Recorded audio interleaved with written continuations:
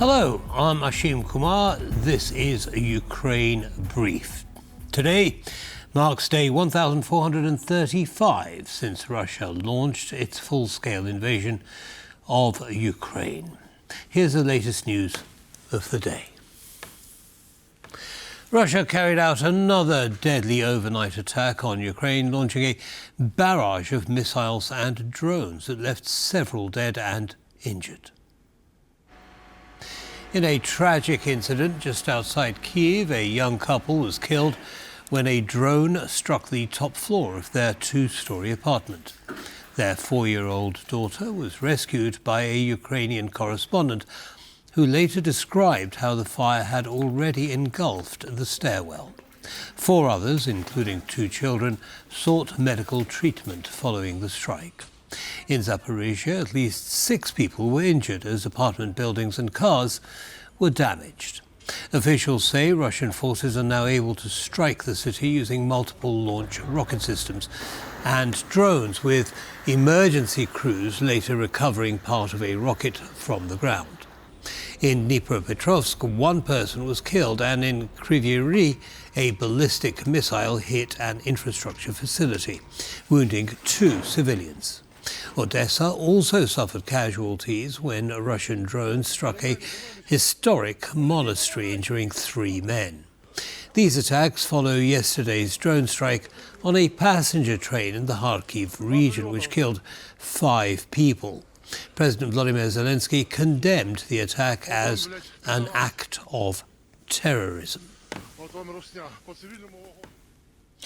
Ukraine's Foreign Minister Andriy Sybiha says that Russia appears to be taking a more pragmatic approach to peace talks, signalling a willingness to engage with Kyiv.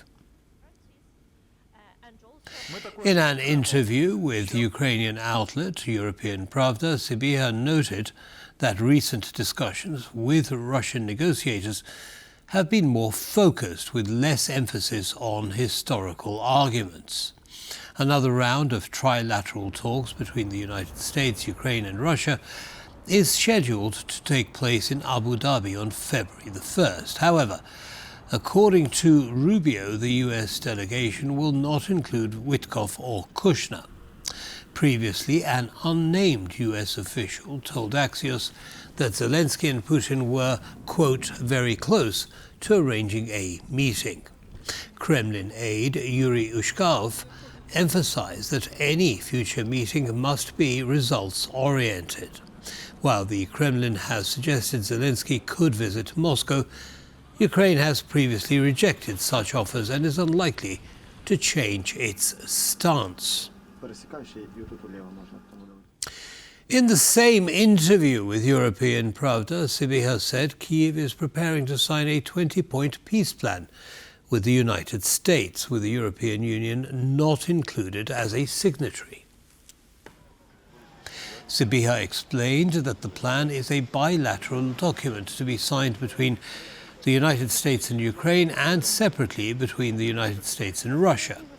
While negotiations are not yet complete, Sybiha emphasized that the agreement must be fully legally binding for Ukraine to accept it. Without concrete security guarantees to protect investments, economic recovery could be severely hindered. President Zelensky added that Ukrainian negotiators are also working with the US on a post-war recovery deal, although some elements of that agreement still require further work. The Center for Strategic and International Studies reported yesterday that roughly 1.2 million Russian soldiers have been killed, injured, or have gone missing since the start of Russia's war against Ukraine. The Institute's data contrasts sharply with Russia's claims of battlefield momentum, highlighting the heavy losses for minimal territorial gains. The report also warns that casualties on both sides could reach 2 million by April if the conflict continues at its current pace. The Kremlin dismissed the findings today, calling the report, quote, inaccurate, and claiming the information on losses is unreliable. With hospitals across Ukraine under severe strain, Latvian medics in the Zhytomyr region are assisting local healthcare teams. They're training Ukrainian doctors to assess complex limb injuries and determine when amputation is necessary and when limbs can be saved.